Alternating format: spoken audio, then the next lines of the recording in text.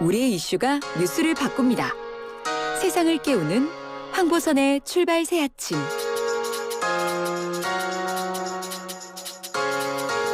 자, 정치권 소식 알아보기 전에요. 지금 가장 많은 관심 받는 뉴스 만관유부터 알아보겠습니다. 최유 아나운서 어서 오십시오. 안녕하십니까, 최입니다. 예, 첫 번째 소식 뭐죠?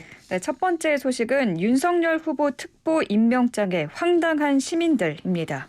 임명장에 황당한 시민들? 네. 이게 무슨 일입니까?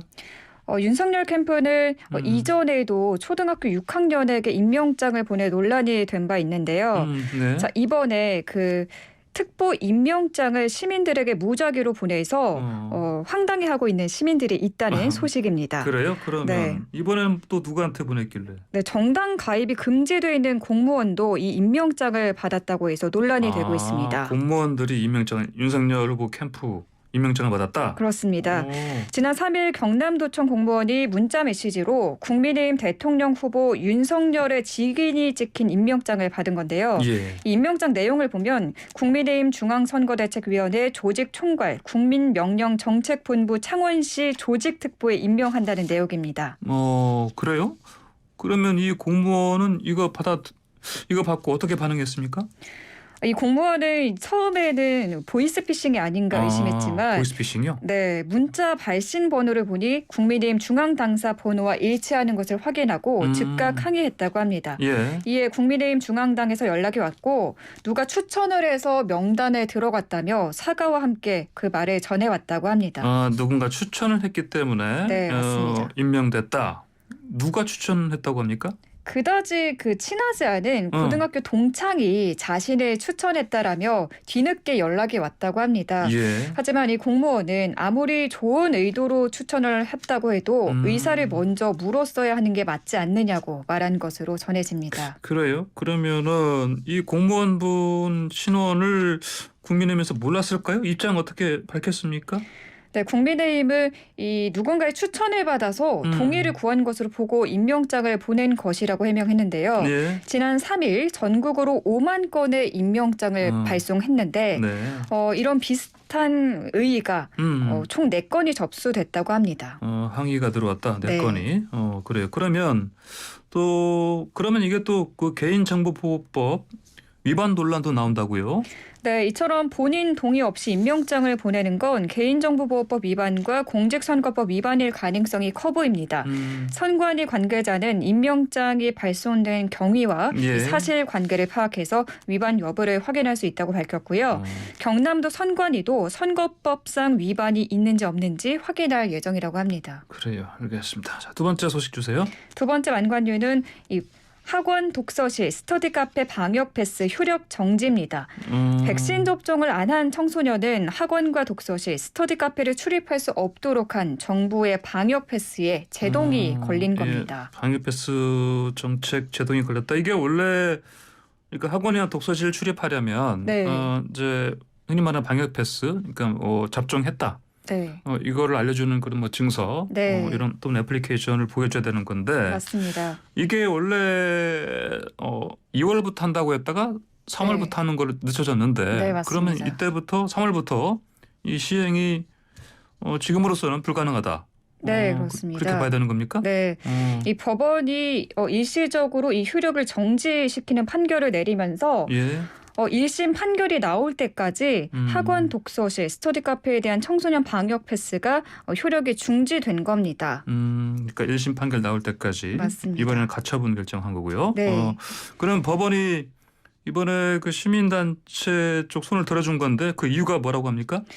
미접종자의 학습권과 자기결정권을 이 방역 패스가 침해한다고 판단한 건데요. 예. 또 돌파 감염도 상당수 있는 점을 볼 때 미접종자가 접종자보다 코로나를 확산시킬 위험이 크다고 단정하긴 어렵다고 설명했습니다.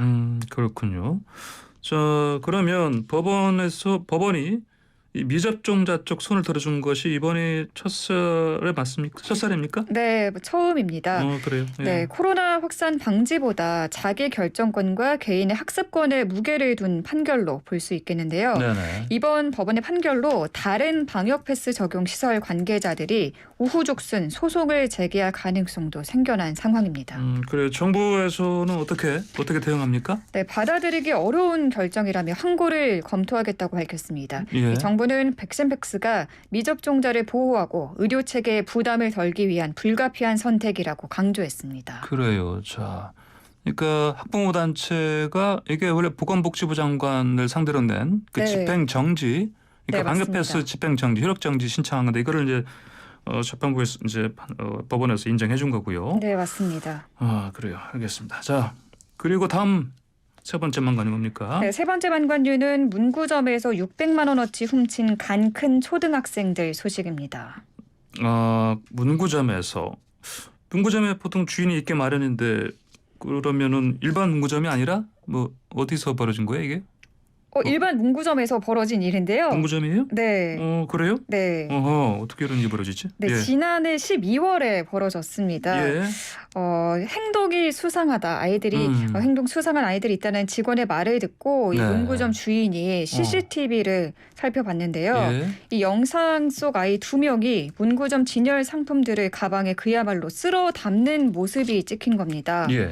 그래서 김 씨는 과거 영상들도 확인해 봤는데 이 아이들 처음이 아니었습니다. 그래요? 3개월에 걸쳐서 30여 차례 이상 문구점 물건들을 훔쳐왔고 그 물건들을 추산해 보니 600만 원어치였던 건데요. 예. 김 씨가 아이들을 찾아서 자초지종을 물어보니 아이들은 이 훔친 물건들을 반 친구들과 나눠 썼다고 고백했다고 합니다. 그래요.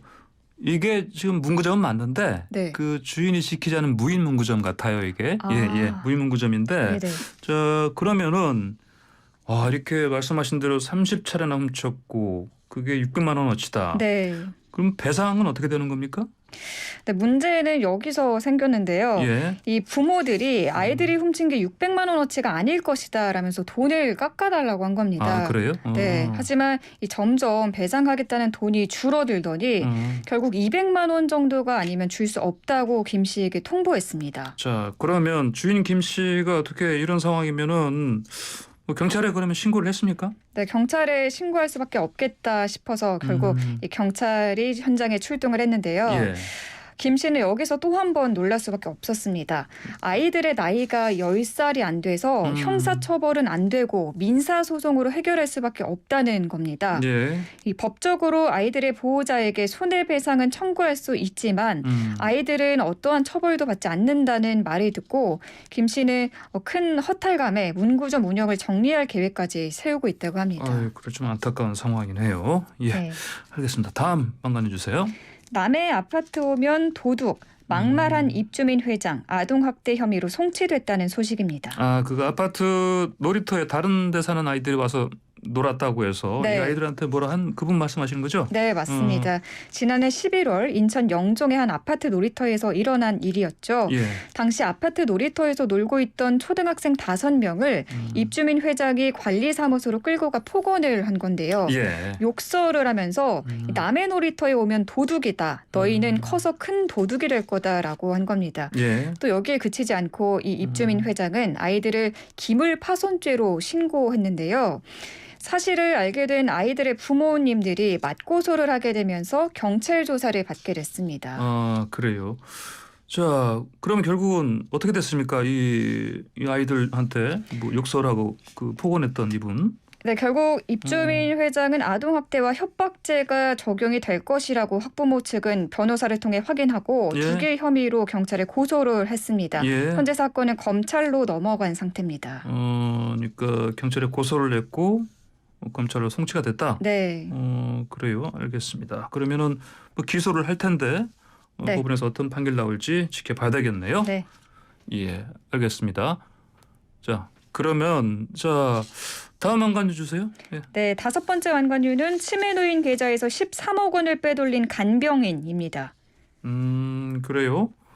간병인이 치매노인 통장에서 네. 돈을 빼갔다. 비밀번호를 알아야 빼갈 수 있는 거 아닙니까?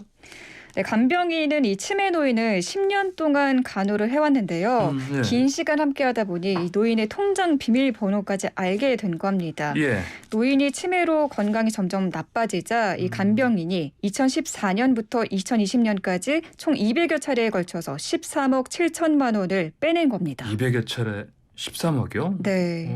그래요. 정말 이 간병 치매 노인 그리고 가족 입장에서는 미는덕기에 발등 찍힌 건데 그럼 간병인 이분은 죄를 인정했습니까?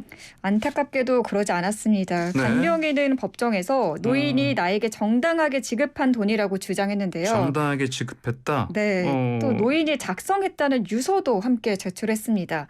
유서에는 그래요? 내가 죽으면 전 재산을 간병인에게 주겠다라고 써져 있었는데 예. 국립과학수사연구원의 필체 감정 결과 감정 불능, 즉 작성자를 판별하지 못했다고 합니다. 예. 그러니까 노인이 안 쓴 유서일 수도 있다라는 거죠. 그래요. 네, 결국 재판부는 노인이 간병인을 신뢰할 수밖에 없던 상황에서 범행을 저질렀다면서 간병인에게 징역 4년을 선고했습니다. 징역 4년 선고했다. 네, 알겠습니다. 오늘의 망간 여기까지 듣겠습니다. 고맙습니다. 감사합니다. 네, 최희 아나운서였습니다.